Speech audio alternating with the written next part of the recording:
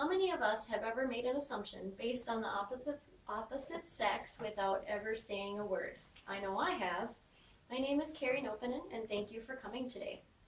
80% of communication is done non-verbally, according to Kumar Pandya, a communications coach for companies around the world.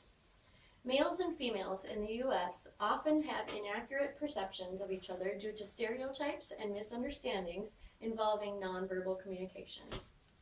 Today, I want to talk to you about problems with nonverbal communication, how men and women communicate differently, and how we can avoid inaccurate first impressions. Let's first talk about some problems with nonverbal communication. We can stop talking, but we can never stop communicating. According to Peter A. Anderson, the author of Idiot's Guide to Body Language, people misinterpret body language up to 50% of the time. I'm going to show you this gal here, and you could misinterpret her body language pretty easily. Is she cold? Is she mad? Is she stressed out? We don't know, and that's the whole point. She's just showing body language and has not even said a word to us. According to Peter A. Anderson, the author of Idiot's Guide to Body Language, research shows that we get a positive first impression based on one positive characteristic. So if somebody's pretty, handsome, well-groomed, basically we get a better first impression of them than if they were not. This is also based on the halo effect. Again, according to Peter A. Anderson, people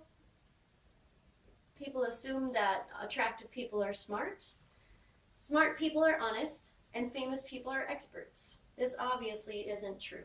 Let's think about the commercial of the gal that's in the soap opera with the toothpaste. We don't know anything about her besides she's famous, so we assume she's an expert, and she's pretty, so we assume that she's smart. None of those things may be true. She might have had her teeth whitened. We don't know, but it's used in advertising all the time. Now you can see where these nonverbal communications can be a problem.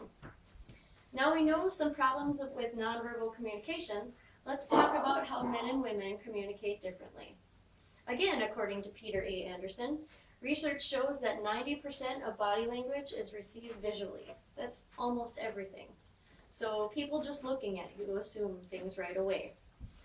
According to Nancy Henley, the author of Body Politics, men avoid eye contact to avoid appearing aggressive, and women are better at nonverbal communication because women do more listening, and you look when you are listening. And so women just tend to be better at this because they're looking more, they're observing more.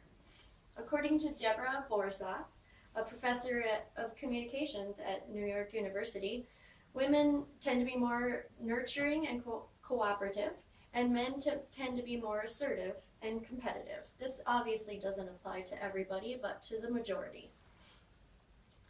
According to Ronald B. Adler and Russell F. Proctor, authors of Looking Out, Looking In, this starts at home when children are small. We all know that girls tend to have dolls and boys tend to have cars. I'm also guilty of this. My girls' first Christmas presents were dolls, and my son's first Christmas present was a Hot Wheel. According to Deborah Borisoff, this started thousands of years ago.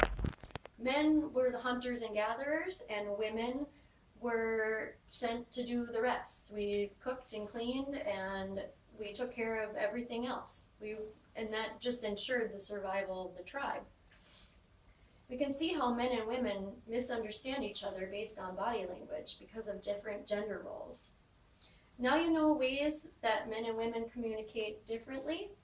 Let's talk about ways to avoid stereotypes. Inaccurate first stereotypes can be avoided if we learn inaccurate first impressions can be avoided if we learn not to stereotype. We need to be mindful of genders when we are teaching our children. Research shows that body language is learned at a young age, according to Deborah Borisoff. According to Nancy Henley, the author of Body Politics, we raise our boys and girls how we raise our boys and girls is the key factor in the role they play in society. So even though boys are more competitive and girls tend to be more nurturing, we should still teach our boys to cook and take care of family, and teach our girls how to fix cars, for example. This will help our children not to stereotype the other gender when they become adults. We need to treat first impressions as a hypothesis and not a fact. First impressions are, we form first impressions the first 10 seconds we meet somebody. That is not a long time of frame time.